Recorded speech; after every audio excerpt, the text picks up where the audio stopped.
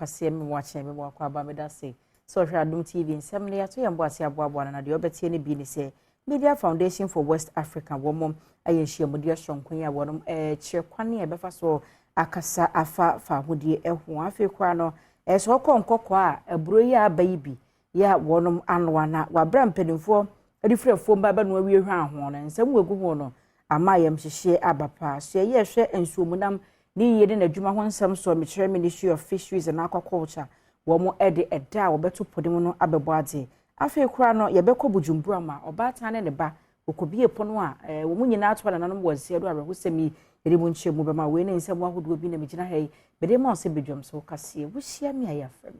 anoche wa ba atwa se wa fi nchemu no me de twa so amam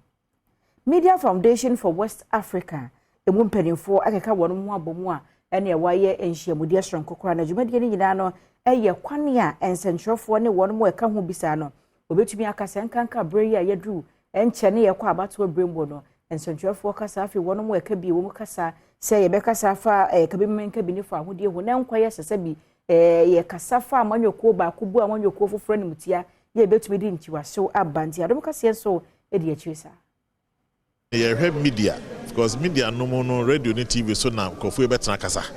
ho na obi anso ya no ye ne ope anase obi kan se mi kra nke bi ase ke twa so na ma no kwan mo aka na ekọ bebi obi akọ se mi oba bi na akọfa beto radio so na radio for aboso na asem anka nya asem na afa be ya asem sa ne ame ne ye bo ho e momodin se be mani pa adwena baso na ya da ye ho so se ye ma sa ne ame e ho kwan ma entintim Kebi omufo a wonum ekohia wodwumede yase ne gidi ye pa se de obadwumaku ahodo betumi aboa ama saa botaye esi wonum ani so no watumi adru hu Sesel Sunkwa Mills eye panyini a woda Ghana Independent Broadcasters Association ano dia media no betumi aboa but asema na me kan na say ni aye ene no na eye efe UNESCO for ni Media Foundation ba me ka say e was say yensanhia na ye ni friend action plan ye behwe niama ye wose ye betena se na ye ahwe niama nyina ye wose ye be ma saa ejumadi against hate speech no na to me abaso eno achire na Suleiman Abraima ya o executive director e Media Foundation for West Africa so edin SMC etwas kasa no a eye kasa ntwie kasa ehun hia kasa ebetimi de basabasa yo aba no dodo na eye media no so na esie ena eyense ntrofo ya ewose ye kekansem amanfo tie ye kohwe nsemu de bema amanfo etie no yen anso na ya hwe ya na enam ye so ama amanfo bi abekekansem a yemfi hono na yenko kwa Westminster no emu enkoko achiase na yekogina na kuani ba ko hwe Fred Kwasi Ampedu wadwa buro maba watwa bedru fie wormo no wahwane ye buro de ho ansa wawodo bi a egu ho no de yemhyehye abapa na Kwasi Ampedu abusu na eche sese de wo mu nim bebi asa atwede ne firi ye begu aburo de ho enti wo mo no wo mu ye mahwe wo nti nkuotu wo papa fo se wo srada enka be yanka burufo ne kura na ma wonum ensi nanso ya ma ne bodi Kwasi dwamena ene Kwasi Ampedu kasa ye no na wo che se aburo ndie wono a na adua ma adu mpempasuo se enti ntwe na egu ho no entumi ma ne nsuro se wo nkotwa na buru aburo ndie obekọ wakotwa hu bia ni ho a bo me se be kate mi nkotwa metwa ni nyina me hu ni se no me de me yo Kristo ni no asema me kan se mre na ben bre na ben sa se sente ne ati se no me na me nwanwa bebre me hu bi da enwachi Adom kase ene Janet Ampedu ya wo yekuani eyire etwetwe enkomo na wo kire de ohunu ye ma Adom kase atibi wo kire mu se osurupa se eburu woni ne kunu ene ne ma ebedie essence ebia na entwere ye gunwa wontimi nkan no eyasem bi Awurade pese wo ka kire abusua no se yinki anase pen bi no bi de try kran ke beko se insu afa so ama ye hia ma ben de ene ya tro ho ne de me ka kire mi ura se me de ono kra me so me ndi ena minnim kasa nya me pese ofaso e kasa kire mi ura minnim Isansa asemi ya nwanwasem nti Adom kase ebopini omanfa wote brono no so ene wo mu atwetwe enkomo ni nkiremu sei ene wode etudwa de mintmenwe misuro fi se abura ya dua enwa kitane ntwene na de misuro na kure ne mintmenwe papa na yazinga minyi dodo na mse da be mekoni ntwe wo ti ba kona na me fa ne sa na ya wi agro ne de me choice Yakopon sign ne da tina the stamp tintin ye tinye di so Pacha say na yemranse fufuru mu aso ye hwe ensuo mu nam ni yie ene ensuo ho nsem so wo memo me Ministry of Fisheries and Aquaculture Development this wa for ye Mavis Hawa Kumsen no de sama to gesture say oh my Ghana and Cote d'Ivoire mine no e bra wo mbeto poni mu nyina no kame say wadwene akọ benkuro mu na Togo Liberia ni Benin de wo mo so ebeba beka ho akire ni nyina ye nhyehyɛ ya wo ma ye ehu no se ensuo mu na mahodro wo ye poni mu no ebeba ho ban na ansantem enti no yes, I may be a drunk one more to move now my cano a better switch. Canoe and inshore fishers will observe the close season from the 1st of July to 31st of July 2023. Industrial trawlers will also observe the close season from 1st July to 31st of August 2023. To mitigate the impact of the closed fishing season on fishers and processors, the ministry, during the 2022 closed season, distributed 20,000 bags of rice and 8,333 cartons of oil to support fishers and the fish processors during the closure. Some of the new measures that the ministry has put in place to combat illegal fishing are as follows. Deployment of electronic monitoring system on 3 trawl vessels this year for the pilot phase, and it will be extended to cover all trawlers and tuna vessels by 2025. The EMS has a video recorder, a camera, and a global positioning system to recording fishing activities at sea 24/7. Implementation of ministerial directive on specification on trawl gear to reduce catch of juvenile fishes and bycatches. Directives on that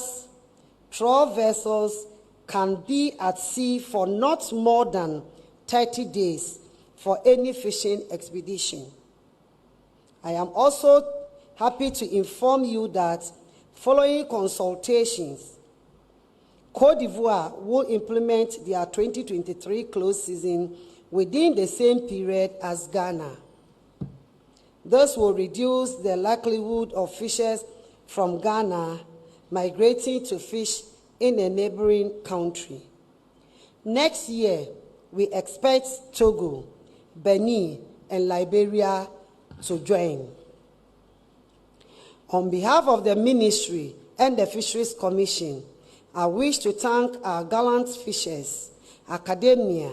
and development partners for their continuous support in implementing the closed fishing season. Aburo no menam so ema wafiri mu afie ne pragia na no wo twie no wo mu etweja atu manahye won fantepem roundabout school gate e horoma na ama ne bo chie mu se sa de no wotwi sa pragia ni afoforo bia ne kan wo mu kokowi a force mpaboa yi bi ya wo hye ne botoboto mu ne se wadi dwane a fofia nto ata wo ti anye yi a wo mu ane wo bi hu no se wo wi ade ne de kono wo mu eta wo mu wi ase e bitimi huri edwane na de no wotwi pragia ne de sansa ya japade enti no wantu bi anya ne ho ne se wo mo che no bro no ma ne firi mu a pragia na no wo kan nso wo twa agya to mu a ahyedrebe obi biara oye registered member biara or license Saudi Eden or do operate enti impono edaman nhwema chere onyi obi a onye association member no utu the man enwechi Ivan Sowusu ya wono eye penimpa woda second hand shoe dealers association ano eni Adom kase etwetwe enkomo editu dwase kronobono de ekoso pa ya na wotwe bia no obi be mpaboa e wo brono no so senti bambofo emremu ya besi adem la ba shi ensem ti akwakoye case no e de ama Kotokloba police station ya me Adom mo so aba etu hwe achi a ye no mu nyira na ti ase se oman ne mla wo mu ye hwe ma basa nkoso ti sa ne te de ye hwe ne nsiesie nye de enya dwuma Isaac Imprim enso eye nipa asem ni si ye wo hunu bie o kire se na nkomanfo pese wo brosa akromfo yi na enso kotokraba posifo ene ba mu a otibi adwojo emabuno yi akoma. System say police farm around. Boy so no for then mpo owi mpo we no ne ayakofo chrome what beside one wa attack boy so no for the second and Indian nazi until some of them no we going to fee maybe or no until am the reporter say police until police abo system say police community police na proper police wunya wo boy so no one channel ho. Yemfri hono mona yenko lukula ya eno ewo savana mantem no emu North Gonja mensenu emu na bena watchu bi incentive ni ena mentibi ho asama na homne so ewo Gonja fo ne mampresifo entebe nam so krama baako ewuma foforo bi wonum eprapre mu ode na sade kakuro no eye kure mu ahye no join news ama ne bofo akoho akohu ne se assignment bi ho ase ne okon afrase wo honti no omanfo dodo no atwa nkuro atiduase wonum edwene wo ho da ne da akọ ne abadi e wo se koso no is even some give birth to twins there in the bush and the snake beats them and a lot of things in the bush there. That was that happened. Yes. Okay, but it wasn't quite long, and this one has repeated again. I was also there. That was on Monday night. I started experiencing some calls and they were telling what is happening. But that time it wasn't from our towns, nearby villages. They also had some rumors that the people are planning to come. And wachi yamani boni ebusa se mentibe ho ase esi ye ewo lukula no edie na nadmo adwumayeko eyefa ho na kebiewom ne baako Shaibu Isaku eni Adom kase etwetwe enkomo na desra wode to aban enim ene se asumdwe na sese wo mo ehia enti wonhwe na enye adwuma. We the local people are now pleading to our overlord of Nairi and Yabana to sit up on this matter, to sympathize the land, the mother Ghana, at the same time Lukula, so that there will be peace in Lukula, there will be peace in Ghana here. That's what we have to plead to our chiefs to come out and sit up together and solve this one amicably. Yemfri Lukula na yenko German South mensi ni mu obono mantem no emu. Na assembly members ya wonu mo German South wode kokobo ene entansa yire Andrews bedi akono na ya aba na musini wo hono ko mu se esa opanyine gina se bia wasi ntem free afie twebo no jumbo sumun besi sa bire na se afe pepepe ntem ni enya de se wo mo atumi atena se aye nhyiamudie bia ni nyina ne se wose presiding member wo mpesi wo yini mpotem ho no Andrews bedi akun ane waboaboa assembly members ni bia no aba ne ho